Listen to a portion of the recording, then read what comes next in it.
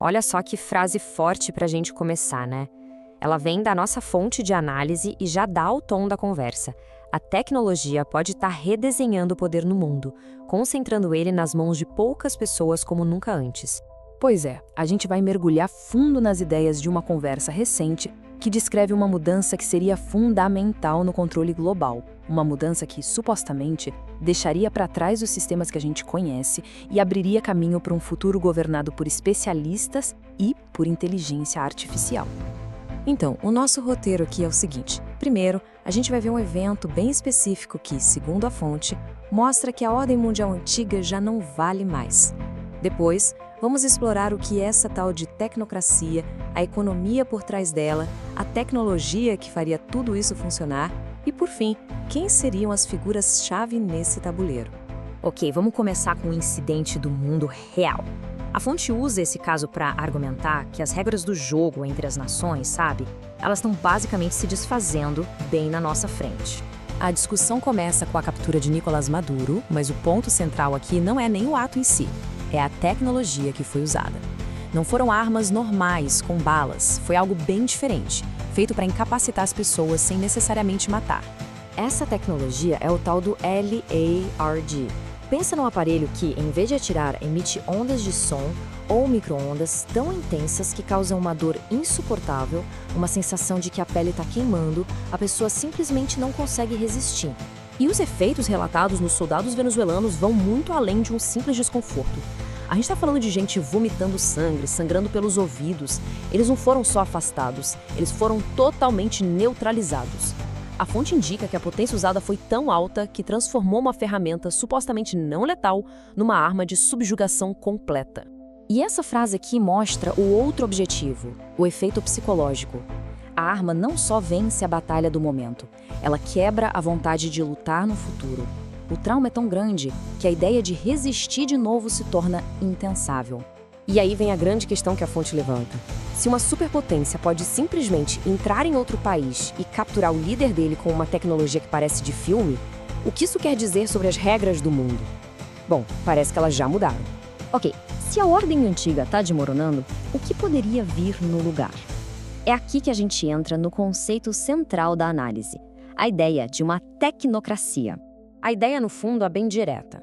Em vez de políticos eleitos pelo povo, as decisões seriam tomadas por especialistas, engenheiros, cientistas, técnicos. A lógica é que as pessoas mais qualificadas em cada área deveriam estar no comando daquela área. É trocar a democracia pela eficiência técnica, basicamente.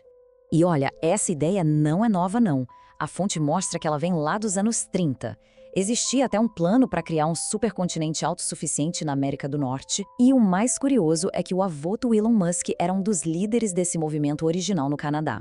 Mas a ideia talvez mais radical desse movimento antigo não era só política, era econômica. Eles queriam simplesmente acabar com o dinheiro, substituir tudo por um sistema novo, baseado na única coisa que para eles realmente importava: energia. E o pulo do gato está aqui. O sistema era todo desenhado para o controle. Os créditos de energia não podiam ser guardados nem passados para outra pessoa e eles expiravam. Ou seja, seria o fim da riqueza como a gente conhece. O consumo de cada pessoa seria monitorado e limitado pela energia necessária para produzir aquilo que ela consome. Claro, para um sistema desses ter alguma chance de funcionar, a base da economia precisa ser outra. E aí que a fonte explora a teoria de uma economia da abundância, um mundo onde a escassez em tese não existe mais. A análise descreve uma transição. A gente estaria saindo de um capitalismo focado só no lucro do acionista para um modelo onde as empresas têm responsabilidades sociais. E a consequência disso? O Estado vai perdendo importância e as grandes corporações privadas começam a governar a sociedade na prática, fornecendo serviços que antes eram públicos. E quando figuras como Elon Musk, segundo a fonte, falam que o dinheiro vai se tornar obsoleto, isso se encaixa perfeitamente nessa visão. No mundo onde a tecnologia gera abundância de tudo, o dinheiro que mede coisas escassas perderia sua função. Só que isso cria uma pergunta fundamental. Se tudo é abundante e de graça, o que impede as pessoas de consumirem sem parar até o sistema entrar em colapso? Como se controla isso sem usar preços, sem usar dinheiro? É aqui que a peça final do quebra-cabeça entra. A tecnologia que não existia lá nos anos 30 para gerenciar um sistema tão complexo, agora existe. A fonte argumenta que a inteligência artificial é o sistema operacional que faltava para fazer uma tecnocracia funcionar em larga escala. E isso não é só uma ideia no papel. A análise destaca o tal do projeto Stargate, uma iniciativa com um investimento anunciado de, olha isso, 500 bilhões de dólares para criar uma super IA nos Estados Unidos, juntando gente como o Sam Altman da OpenAI e outras gigantes da tecnologia. O plano, como descrito, teria 3 passos bem claros. Primeiro, juntar uma quantidade absurda de dados sobre tudo e sobre todos. Segundo, usar todos esses dados para treinar uma IA super poderosa. E terceiro, colocar essa IA para funcionar como o cérebro central que gerencia a sociedade, distribuindo recursos e controlando o consumo. Agora, o pré-requisito para tudo isso acontecer é talvez o ponto mais crítico. Para essa IA funcionar, empresas privadas como a Palantir precisariam ter acesso total e irrestrito a todos os dados da população. As fronteiras entre o que é público e o que é privado simplesmente desapareceriam. Para fechar, a fonte aponta quem seriam as figuras-chave que estariam na linha de frente dessa transformação, os supostos arquitetos desse novo mundo. São 3 nomes que se destacam.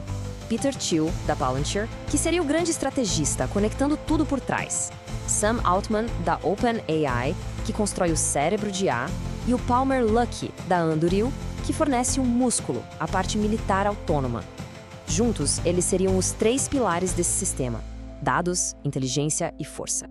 E no fim das contas, a análise nos deixa com essa pergunta no ar. Se as velhas regras da democracia estão sendo trocadas por um sistema de eficiência tecnológica governado por uma elite de especialistas e gerenciado por uma IA, quem exatamente define a moral, a ética e as regras desse novo jogo? Essa é a grande questão que fica.